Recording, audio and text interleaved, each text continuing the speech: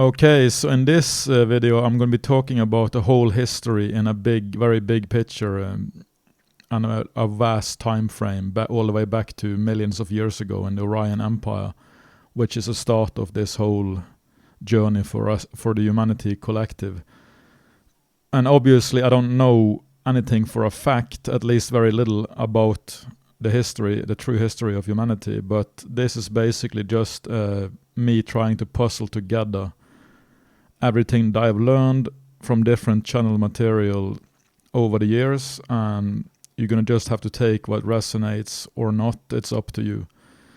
So this video is just me distilling all the information I have gathered on this subject from different sources and trying to make it understandable in one coherent sort of timeline.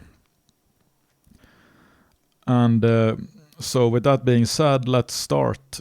And it goes all the way back to the Orion Empire, which was a very totalitarian and oppressive regime that was a vast regime spanning across many different solar systems, but the center of this regime was located in the belt of Orion, or Orion's belt, which you can see in the night sky. At least one of these star systems there. I don't know if all three of them, but at least one of them was the main center. And this Orion Empire was the inspiration for the original Star Wars movies. Not consciously, but at least intuitively, because the higher minds and ETs and these oversoul levels, they will many times use storytellers and plant information and inspiration in storytellers and movie makers and whatnot to sort of add information into the mix of this planet. And the Star Wars movies with Darth Vader and these people, that was basically a depiction of how the Orion Empire was operating. So the Orion Empire was extremely oppressive, and it lasted for millions of years in linear time. And there was obviously a rebellion against the oppressive regime. And this rebellion was a bunch of people who many times lived underground in underground facilities. And they were fighting fire with fire for a long, long time, but it never really got anywhere. They never really managed to change anything, because that doesn't really work, which is what they figured out after a very long time. And then the most spiritually evolved people among the rebellion, they started to focus more on spiritual development and spreading that knowledge and whatnot across the whole network of the rebellion people. And that eventually paid off, because they managed to develop themselves spiritually and increase their level of love and unconditional love. And this made a much bigger impact than fighting fire with fire. And eventually, there were surrounding this Orion Empire was something called the Orion Net. And this was like a energetic kind of net that blocked people from escaping the regime even after death. So even if you died, your spirit couldn't go far away. You had to remain within the system, and you had to reincarnate within the system because of this net. And what the high priests and whatnot of the rebellion group, they managed after a long time of spiritual development, they managed to create a hole in this net, this Orion net, and then a bunch of souls escaped through that hole, and they ended up in our close to what is become the Earth later, but they didn't start on Earth. They basically ended up incarnating on what is known as Moldak, which is the planet that exploded a long time ago and became the astral belt. Because what happens was that when these souls escaped, the Orion Empire sent representatives from their empire after these souls to to basically take revenge or continue the fight or whatever. And this cycle played out on the Moldak planet until it eventually destroyed the whole planet in some kind of cataclysm, which made the asteroid belts we can see today. And then the soul groups, they moved on to Mars, in which a similar cycles played out with tyranny and oppression and rebellion. And that eventually led to a global, as far as I know, nuclear-style Holocaust situation, which made the whole planet into a desert, which it is today. And it became inhabitable, so the soul groups had to find another place to play out the cycle, karmic cycles. And that became eventually, they ended up on Earth. But long before that, on Earth, there was also a native group, a native humanoid species on Earth, and they were basically tampered with by a group called the Anunnaki, which was an ET group that came here to get gold, because even though they had vast technology development compared to Earth, they still needed gold, and gold has to be dug up, and it's a hard labor, manual labor. So they manipulated the genes of the native humanoids that existed in a primitive form on Earth at that time, and they wanted to create basically slaves to do the manual labor for them, because they needed the gold apparently to balance out their own ecosystem or atmosphere, because they had some problems on their home planet. And apparently, if you use gold in a special way, in a microscopic gold like dust, and spread it across the atmosphere, it can balance out certain things, according to Bashar and other sources. So this is what they wanted, and that created like a slave race made of half human with genetic alterations from these Anunnaki people. And that worked for a while. They dug up the gold, they did what they were supposed to do, but the genes manipulation imbalance also created another imbalance that wasn't really intended, and it gave the humanoids much more aggressive warlike tendencies, and they eventually rebelled against the Anunnaki and chased them off the planet. Even though they had no technology, they were still able to do that, because the Anunnaki could obviously wipe them out and kill them all if they wanted to, because they had superior technology. But what would be the point? So they just left instead when these humanoids became too warlike and too aggressive against them. So that's planted a seed in the whole mass consciousness of this planet, basically, like slave mentality combined with warlike, aggressive domination tendencies. And also there was a second, or the humanoids who were not affected by this experiment, who never was manipulated genetically by the Anunnaki, they developed naturally, and they have become what we know today as the Sasquatch or the Bigfoot beings. And they live like in a parallel state, kind of. They exist in a parallel with us on this planet, but we hardly ever see them, and it's really hard to even get a picture of them, because according to Bashar and other sources, these Sasquatch Bigfoot beings, they are even though they look like monkeys and apes, they are pretty developed spiritually, so they can actually perceive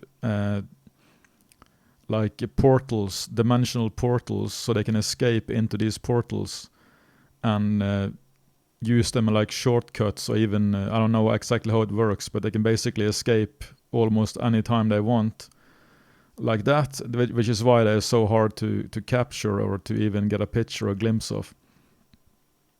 But these are basically how all humans would have looked like and have been if they developed naturally for all those years with no ET interference. So that's the most natural species on the planet, is the Bigfoot. And it does make sense when you think about it, because it never made sense to me. Why would it be an evolutionary benefit for humans to become so much weaker and so unable to survive in nature without a shelter? Because gorillas and monkeys and these beings, they can survive. They can just sleep outside in a tree or whatever, under a bush. They can survive because they have fur and they are really robust creatures. So why would it be evolutionary any kind of benefit to get rid of the fur and become much weaker in the body? It never made sense to me before I learned all these things. But the Bigfoot and the Sasquatch, they are still monkey-like in the body, but so they can still survive in the forest and in nature easily, while regular humans can't really do that without a shelter, and they're much weaker. So it does make sense that that's how it worked, but the main point is that the manipulated, genetically altered humanoids, that was when the seed was planted for like a split between slave mentality and the opposite, the beings who wants to dominate. So that created like the original split in the mass consciousness, or in the setting of this planet. And then eventually the Orion group and the souls who escaped the Orion group and that whole conflict also ended up on this planet at some point. I'm not sure exactly when that happened, but it's a long time ago. And that played out in different cycles too, which ended in cataclysms, and the last one was Atlantis. So Atlantis basically collapsed I think 25,000 years ago. That was the end of a long cycle with the same kind of theme playing out between the Orion group who wants to dominate and those rebellions who wants to escape to have freedom and live like free beings. And Atlantis ended by a cataclysm involving big meteors coming down and circling around the Earth. And then eventually the whole of one of the big meteors crashed into the ocean and created a massive flood, which basically reset the whole planet with very few survivors, if any, I don't know. But then after that was the start of our cycle, of the cycle we are currently in, and now we are in the end game of that cycle. So this conflict, we are basically in a karmic wrap-up of the whole very ancient Orion conflict, because the Orion system these days, and has been for a long time apparently, has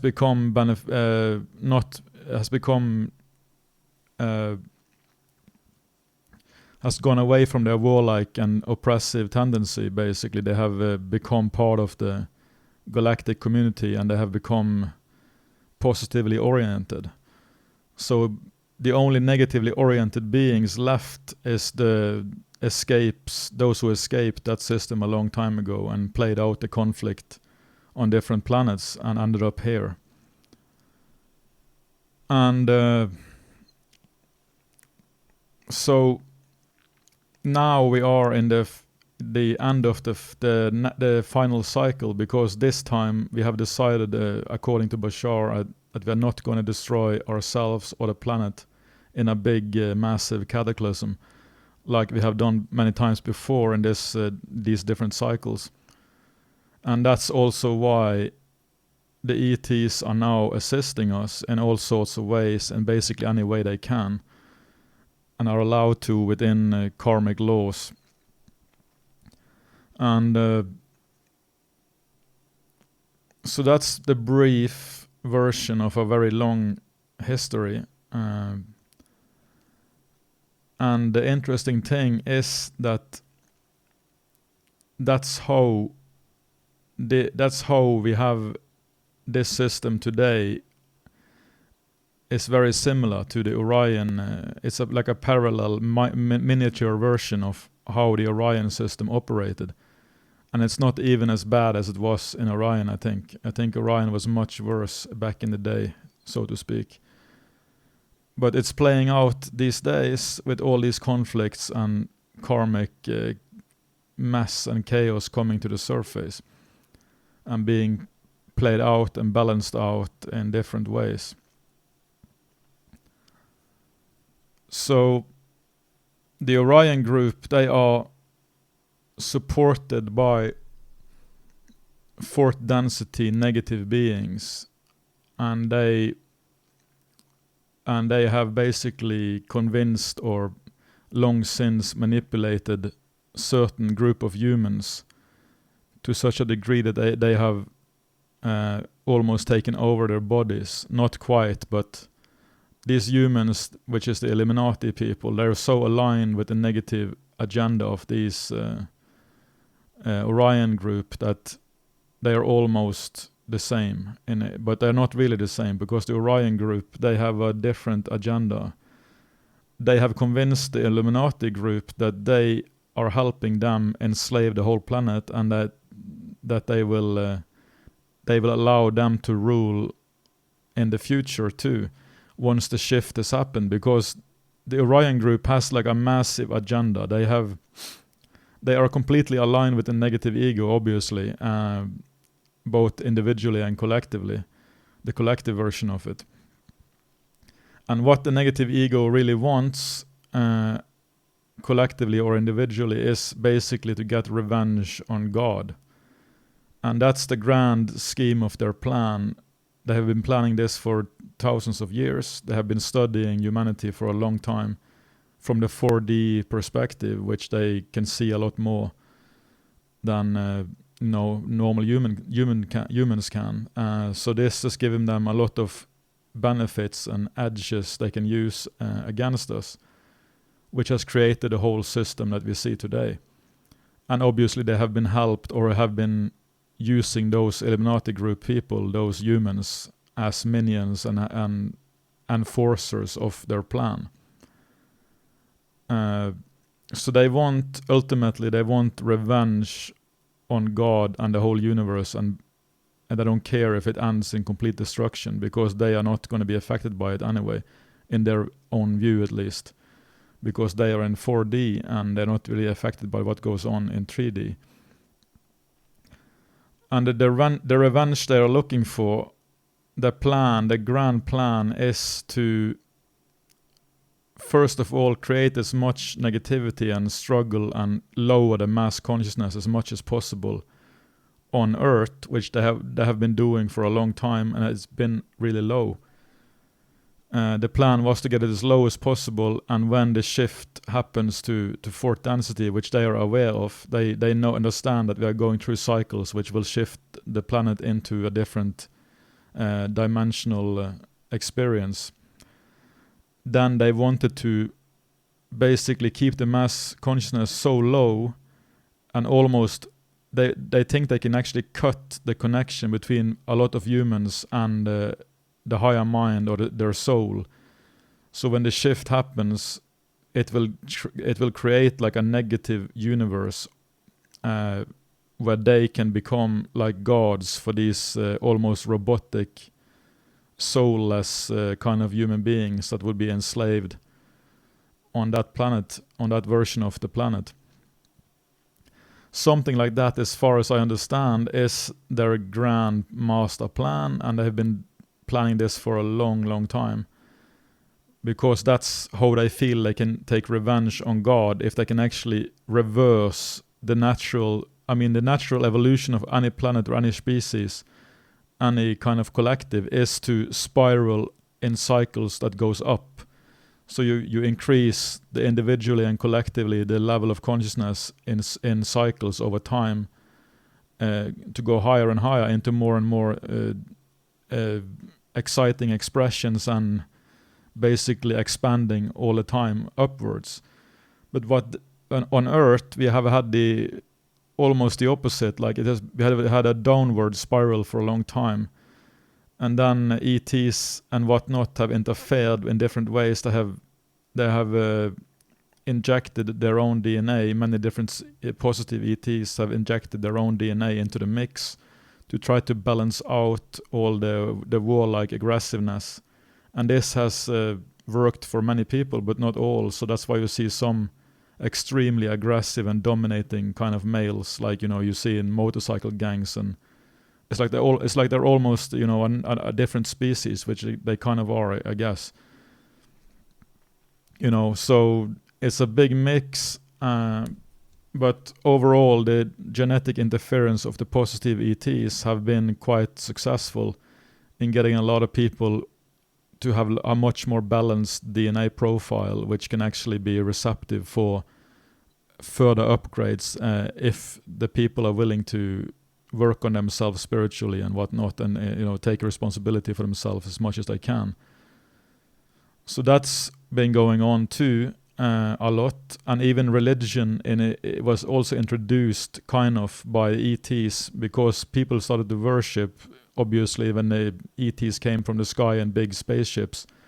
The primitive human beings on the planet would obviously see them as gods, which the ETs knew, and they had to do this because they could introduce religion as a countermeasure to the aggressive tendency, because the aggressive tendencies would have made humanity to self-destruct in a long time ago if they didn't have like a counterbalance, like religious rules, like you shouldn't do this, you shouldn't kill. So they even though it's not the best thing to have these rules, you should be free, like have free will, right? But it was the necessary way to actually balance out this aggressiveness.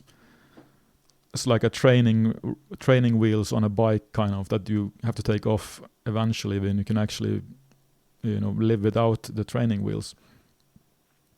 So that's how they used themselves to introduce religion, kind of, because they knew they would be seen as gods.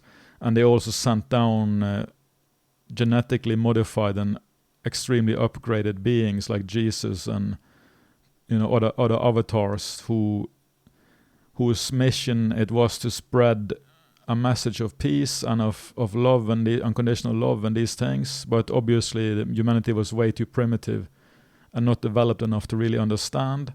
So it became distorted into what we have as religions today, which is a big mess of all sorts of perverted nonsense, and with very little truth remaining here and there inside of these holy texts and whatnot.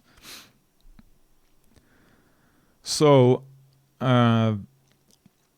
this whole thing has been going on for a long time, obviously, and the grand plan of the negative elite and the Orion people, Orion beings, 4D beings who are backing them, is to get their revenge not only on humanity, which they hate because they see them as the same people who escaped from the Orion system,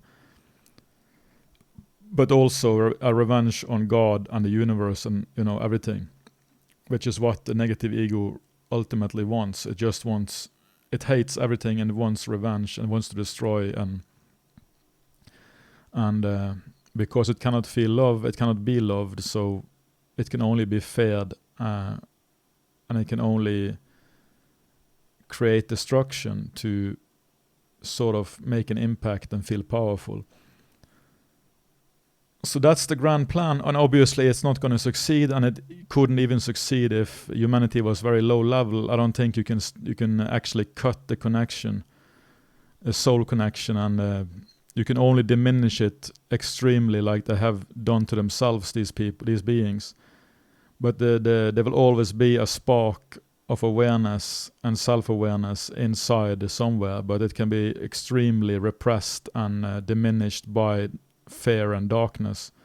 That's obvious, but it can never be completely cut like these beings envisioned that they could do.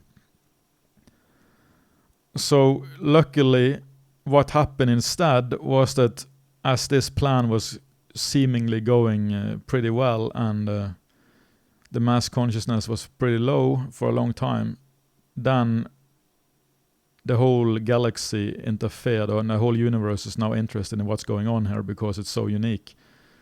And there was a big interference from the ETs because they want to maintain the galaxy kind of like a garden, or the like if there is some kind of unbalance in one planetary system, it affects eventually the whole system, and especially if the imbalance is so extreme as it has been on Earth. So it sort of became a necessity to. It's like if you have if your big toe is hurting, it affects your whole life, right? It's kind of the same when you see everything as one, like these beings do. A big toe doesn't seem like a big deal, but if it's really hurting a lot all the time, you eventually will have to do something about it. Otherwise, you cannot have a comfortable life. So Earth is the big toe of the galaxy that is hurting and been hurting for a long time. And now the rescue has come in the form of assistance from all over the galaxy and even the universe. And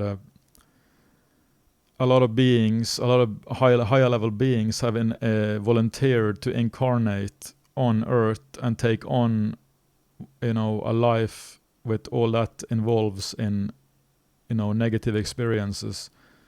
Even though they didn't really have to do that, they have done, many beings have done that because that would be the only way to actually help. It's not enough for ETs cannot really interfere from the outside. You have to get people in to fight behind enemy lines and become humans, basically. And probably a lot of people who listen to this video are like that. I know that I am, and it's not unusual these days. There are millions and millions of beings who are, it's called star seeds. They have many names: indigo kids, indigo children, light workers, whatever you want to call them. Doesn't make them special in any way. It's just a fact that a lot of people came in like that, and their mission is to take on a lot of the negativity from the mass consciousness and transmute it as much as they can, which is probably why I went down so much deep into negativity myself. I was told I was the light worker who basically went almost deepest into negativity of all of them.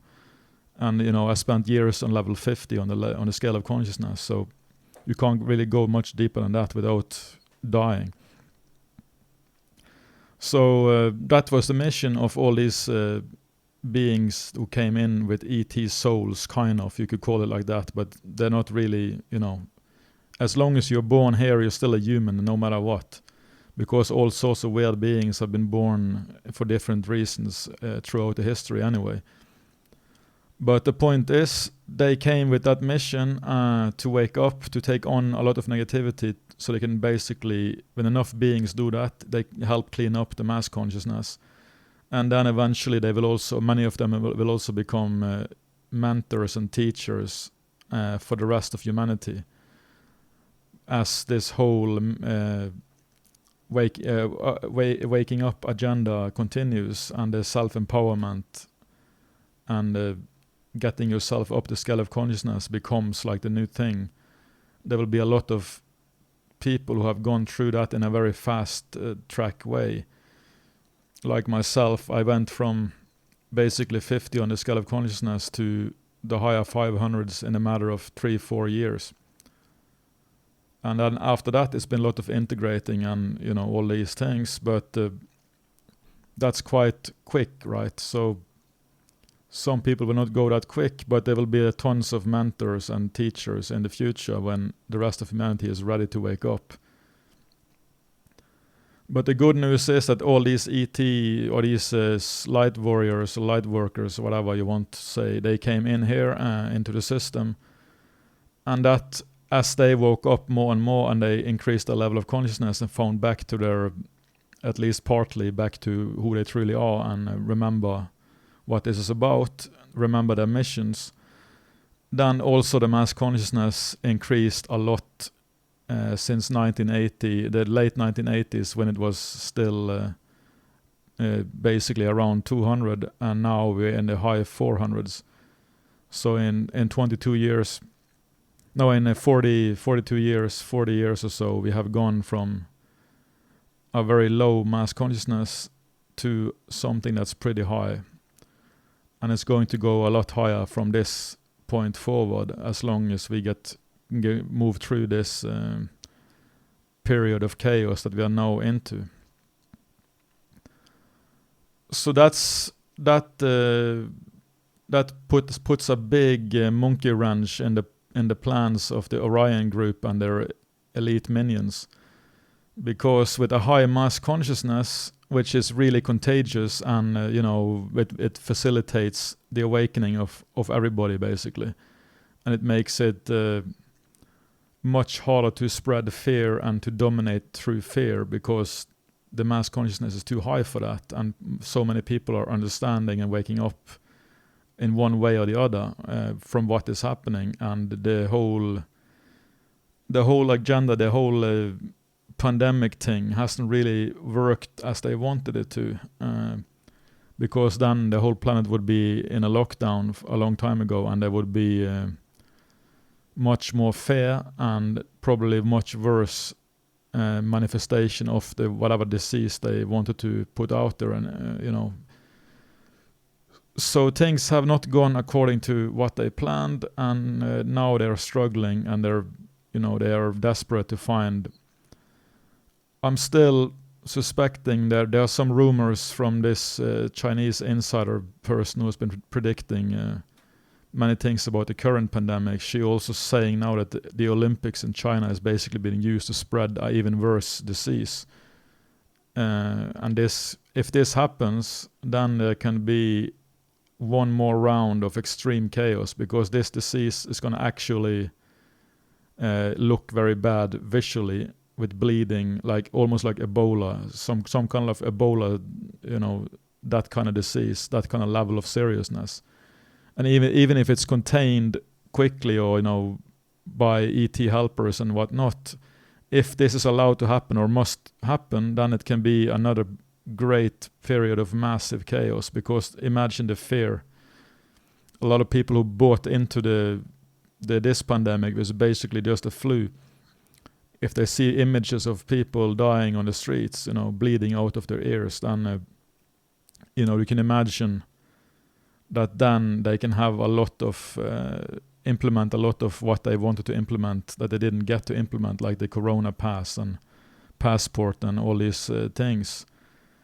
So I don't know if that's going to happen or not. I don't hope so. I wouldn't worry too much about it, because even if it's allowed to happen within a certain degree, I don't think the ETs will not allow it to become completely out of control,